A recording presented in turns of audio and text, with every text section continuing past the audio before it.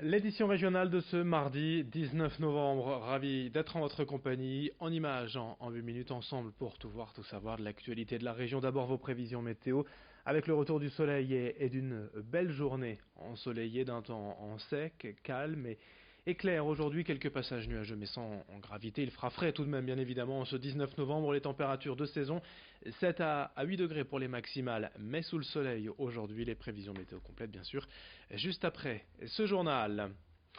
La fin d'année, les festivités de Noël et de Nouvel An, ce n'est pas pour tout de suite, mais les traditionnels et désormais bisannuels feux d'hiver reviennent à Calais, au Chanel. Du vendredi 27 au mardi 31 décembre, l'événement culturel, festif et populaire était présenté hier. Au programme, des spectacles tout au long de cet événement. Magie, cirque de rue, théâtre, concert, il y en aura pour tous les goûts, tous les jours. Et vu le succès d'il y a 2 ans, malgré une météo exécrable, le Chanel a décidé d'augmenter le nombre des spectacles ainsi que l'amplitude horaire, sans oublier le réveillon du 31. Une fête populaire pour passer en 2020. C'est un événement qui plus est totalement gratuit, financé en partie par le Conseil régional des Hauts-de-France. Présentation avant les premiers rendez-vous le 27 décembre au micro de Corentin Escaillé. La météo d'aujourd'hui s'y prête bien. Le feu d'hiver, c'est pour se réchauffer, dans tous les sens du terme, pour se retrouver, pour partager. En plus, c'est un moment un peu particulier où il n'y a pas tant de vie culturelle que ça entre Noël et le jour de l'an. Beaucoup d'établissements font la pause, et bien pas le Chanel. Et donc ce sera l'occasion pour à la fois des habitants du Calaisis, notamment avec la participation, l'engagement de Natacha Bouchard de l'agglomération, aussi l'engagement de la région de pouvoir le faire. Ça vaut vraiment la peine. C'est vraiment une opération pas comme les autres, unique, et pas seulement dans la région. Puis ça fera aussi revenir pas mal de monde en plus à Calais à ce moment précis. Et puis il y en aura pour tous les âges. Le feu d'hiver, c'est mieux que Tintin. Tintin, c'est 7 à 77 ans. Le feu d'hiver, ça commence même plus tôt. Et on en reparlera bien évidemment d'ici le 27 décembre et l'ouverture de ces feux d'hiver à Calais au Chanel. Au chapitre économique et également dans l'actualité, durant les 2 prochaines semaines jusqu'au 30 novembre ont lieu les rencontres régionales de la recherche et de l'innovation. Au programme, 28 événements à travers les Hauts-de-France pour mettre en avant les entrepreneurs innovants, les porteurs de projets, les chefs d'entreprise, chercheurs, salariés et étudiants vont ainsi se rencontrer et échanger pour contribuer au développement économique régional. Les Hauts-de-France sont ainsi la première région française en termes de projets industriels, avec 275 millions d'euros de levée de fonds investis dans 74 entreprises, 353 créations de sociétés dites innovantes enregistrées dans la région depuis 10 ans pour près de 1600 emplois à créer. Le but de ces rencontres régionales jusqu'au 30 novembre, au micro d'Idil Gunay. Nous partons sur 2 semaines d'événements répartis à travers toute la région, où en fait nous allons pouvoir mettre en avant et en lumière certains domaines qui le sont peut-être un peu moins au cours de l'année. Donc on a sur ces 28 événements qui se déroulent sur toute la région le temps et la possibilité de rencontrer des porteurs de projets qui ont des sujets qui parfois ne sont pas toujours bien connus.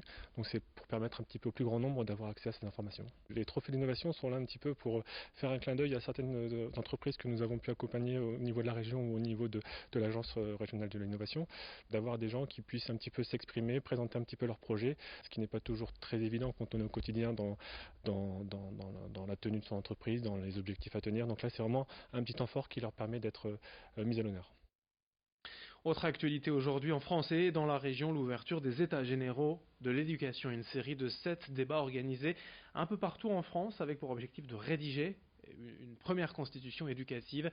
La première journée d'échange, c'est dans la région à Roubaix avec des acteurs de terrain qui vont proposer des mesures concrètes en matière d'éducation et en faveur de la petite enfance. Après les échanges des professionnels en journée, le public est invité ce soir dès 19 h au siège d'ID Kids pour la restitution des travaux.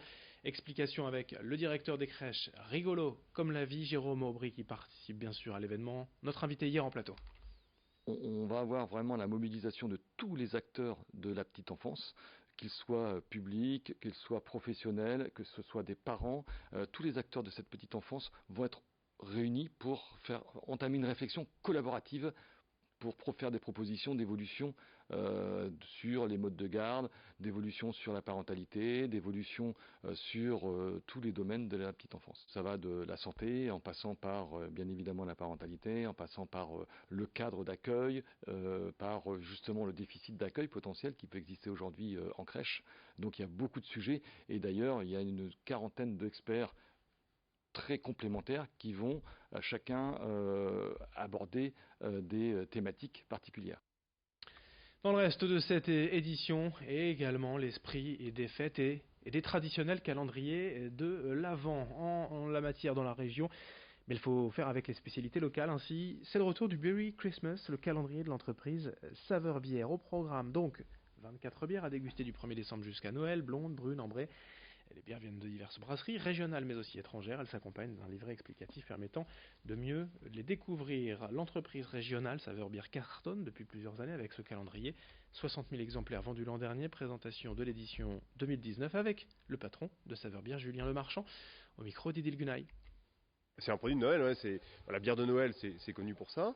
Mais après, c'est un produit qui s'offre bien. Ça change un petit peu de recevoir 12 bières artisanales. C'est un cadeau très en vogue, effectivement. Surtout dans le Nord, où la bière s'invite à table de plus en plus, et aussi dans les autres régions. Mais oui, Noël est pour nous une énorme période de vente. L'idée, c'est aussi de partager. Donc on aime bien quand monsieur va partager avec madame ou madame avec monsieur. On est là pour déguster. On n'est pas là pour aller vers l'alcool, mais c'est vraiment avoir une expérience de découverte autour de la bière et apprendre. Et puis on termine avec une autre image de l'esprit de Noël à Lille. C'est parti pour les festivités avec l'installation de la Grand Place. Ce week-end, 32 ans que le manège revient chaque année s'installer pour célébrer Noël avec évidemment les décorations traditionnelles, les chalets de bois de la place Riour pour l'incontournable marché de Noël. L'ambiance festive de la fin d'année va doucement s'emparer de nos centres-villes. Les premiers tours de grande roue à Lille sont prévus vendredi midi jusqu'au 29 décembre. Présentation du manège avec son propriétaire au micro de Rémi Desremaux. Là, on tourne beaucoup en Belgique. On vient sur la braderie de Lille aussi au mois de septembre. Sinon, on est en Belgique, Anvers, Bruxelles, Liège. Ça fait 32 ans. Je pense que pour beaucoup de Lillois et de gens qui viennent de très loin pour venir faire un petit tour dans la grande roue ici à Lille, vu qu'il y a aussi, elle est très jolie avec tous les décors qu'il y a autour.